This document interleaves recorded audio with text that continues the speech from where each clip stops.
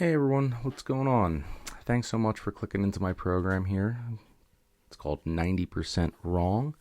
My name is Eric, and I want to thank you right up front for spending a little bit of your day here with me. The clip you're watching or listening to right now is here to help explain the inspiration, the theme, and the importance behind what's turned into a really fun project. It's led to discovery of some really fascinating books, meeting some incredible people, and a number of awesome life experiences with inspiring discussions, really. Everyone you talk to is different, has their own take on things with life. So I'm putting this out into the ether early at the end of 2025, alongside my premiere episode that can be found right after this introduction here. So what was the story behind this project? Well, we've all heard or have used the phrase 90% of the time, or 90% of blank is blank, right? Hearing these kinds of statements actually had nothing to do with me getting started on this path. And in fact, actually years ago, I had made it a point to actively avoid using cliches, generalizations like this. After business school, I was pretty focused, heavily focused on my writing and speaking to get rid of the unbacked statements, avoiding numeric citings or statistical facts, really altogether if it's not necessary. One of my business comm professors said, don't invite doubt and snuff out the gaslighters whenever you're expressing something, I guess. Holds true. Well, the concept behind this project actually started around last fall, 2024, in the middle of a really not awesome time in my life.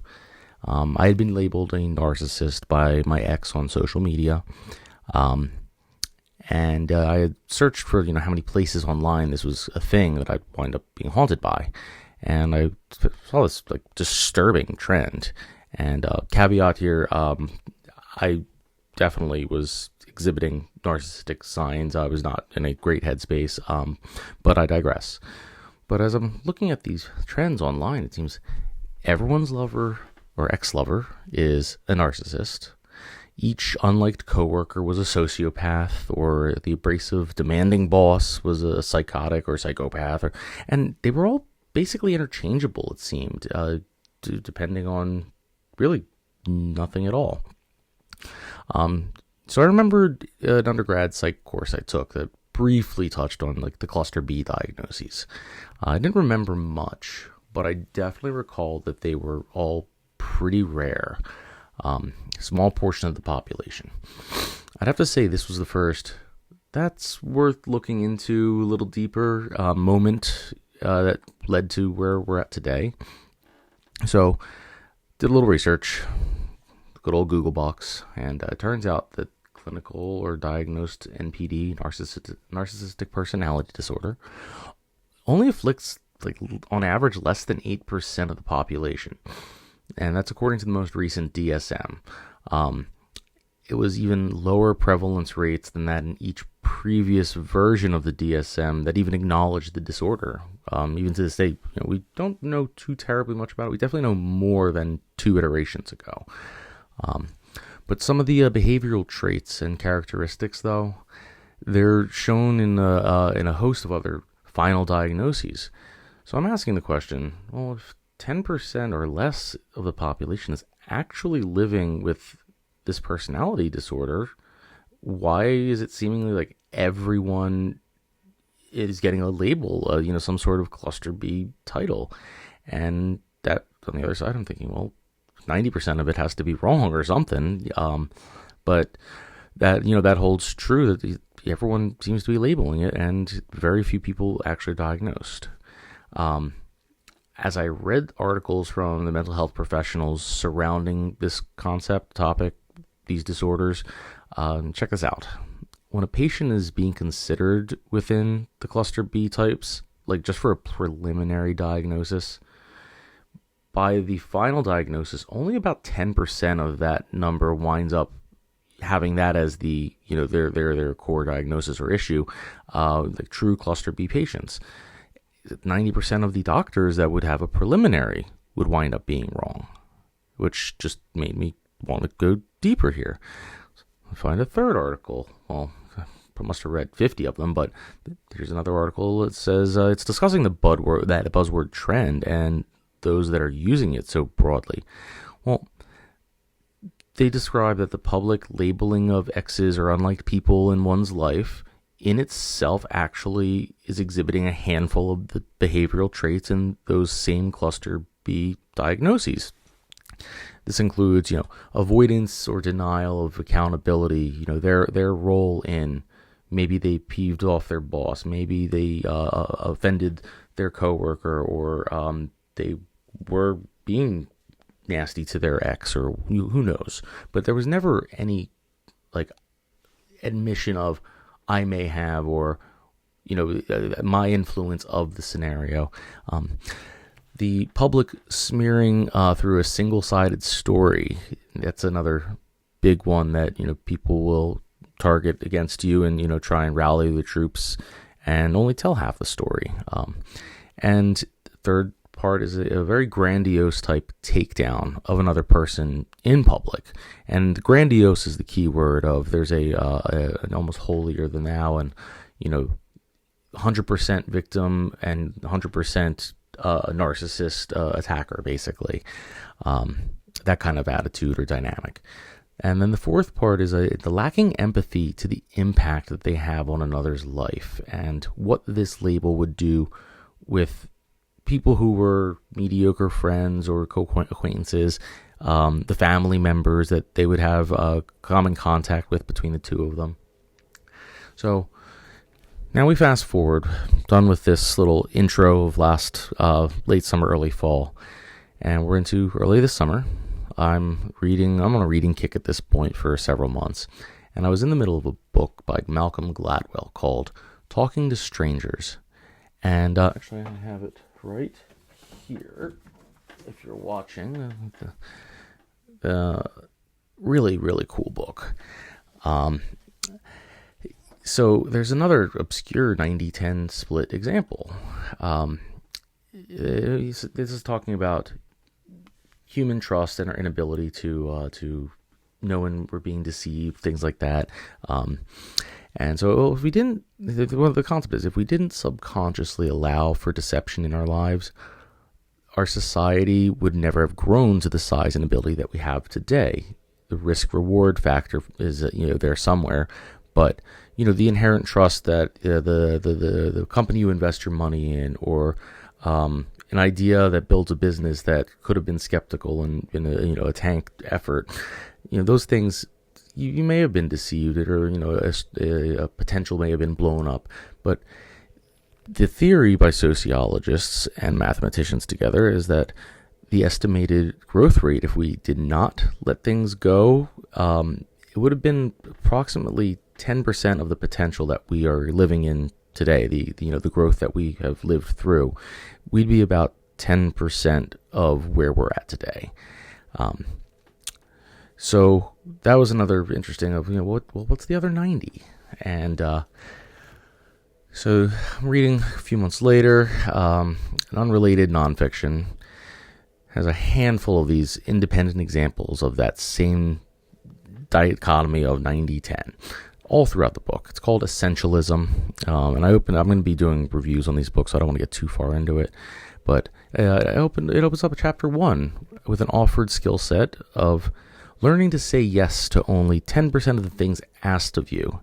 And the reason behind that is in order to have a successful and growing professional life.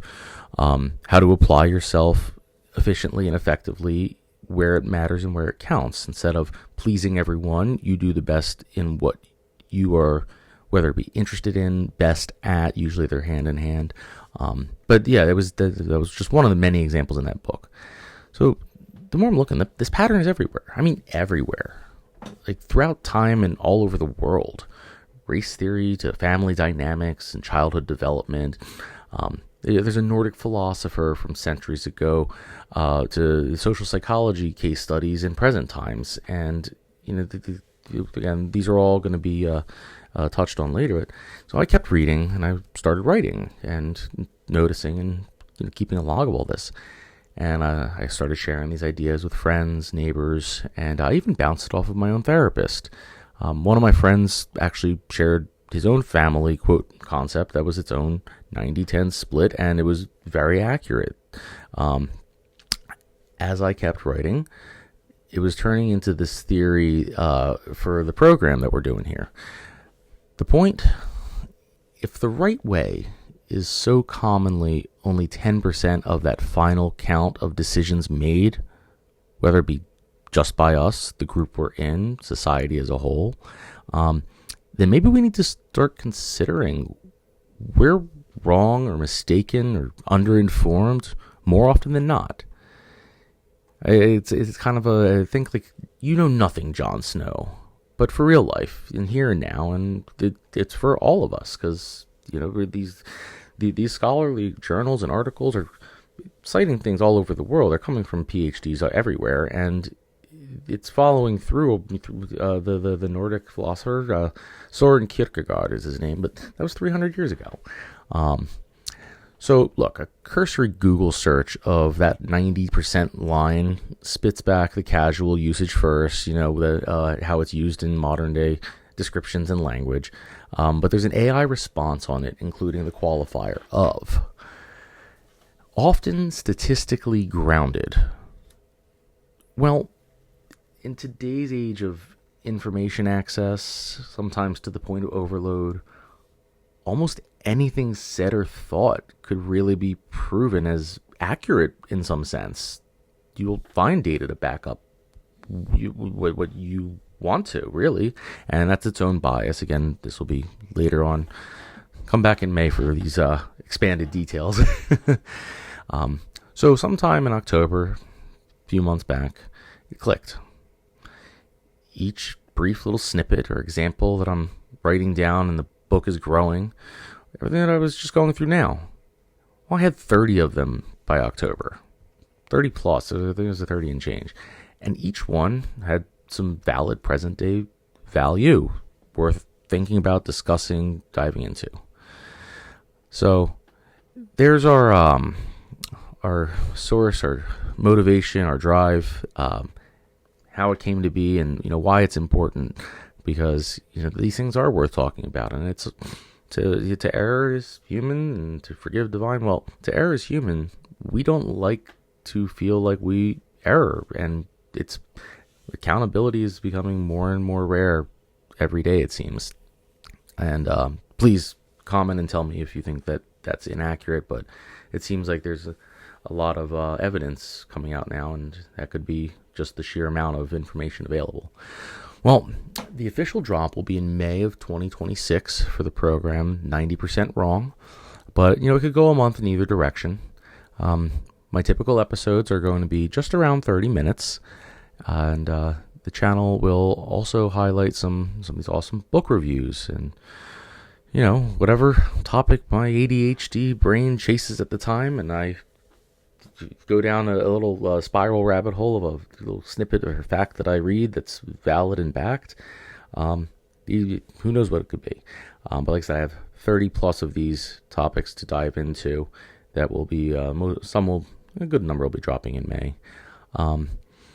So everything that I put up here is most likely cited for facts in at least one episode or more from the books that I will review. That same thing, at least in one episode or more, I'm using and pulling from factual, non-fiction based, and I will be publishing a list of resources that I've stumbled across, as well as talking about a few of them in depth. I plan to have a variety of guests for discussions, neighbors, friends, scholars in the field that I'm looking at the time, professionals in a specific good example of a certain topic or subtopic, and I hope that will have you, me, and both of us scratching our heads like learning together and kind of whoa, as we're listening. Hopefully soon after the launch, maybe this summer, I will be dedicating a portion of my content time to talking with you guys, listeners and supporters. This is for you as much as it is for me, but please jump into the dialogue through email and comment section, the DMs through, I have a Facebook page set up called 90% a podcast. please, the link will be in the bio. Get involved. I want to hear your stories, your experiences, unique realizations, and the eureka moments where you said to yourself, whoa, I had that wrong. I was pretty certain that I was right. Or I missed a detail. I want to hear your feedback. This project has been a really healthy creative outlet for me. Like I said, when this all started, I was coming out of a pretty rough part of my life, and this definitely has been a cool, motivating factor for me in what's been a tumultuous midlife few years. It's also kept me loving to read and learn and keep the brain running. And the kicker is, as I've applied the concepts I've read or noticed that I'm going to be sharing, I've also felt significant improvement in each aspect of a typical day. I feel healthy. It's been a positive experience all around, and I'd like to share that. So please smash that like button, get involved, and let's go stir some shit up. Let's ask questions and examine how we approach life. Thanks for checking in, and welcome to 90% Wrong. See you next time.